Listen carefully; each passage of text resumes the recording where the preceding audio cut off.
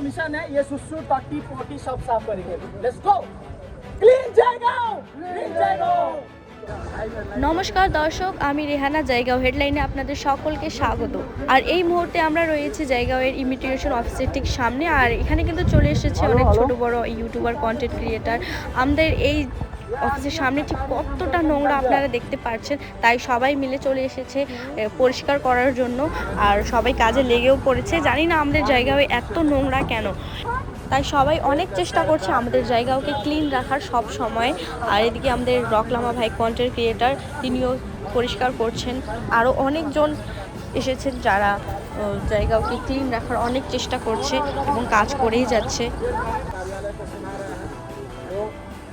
ये सोचने वाली बात है कि क्या इसके पीछे कोई बड़ी राजनीति तो नहीं है। गंदा है, सब सुसु करके रखा है। इतना सुसु करके रखा है ना, अभी 2 मार्क्स लगाने के बाद में भी ना को शांति नहीं मिल रहा है। इतना गंदा है, इतना गंदा है।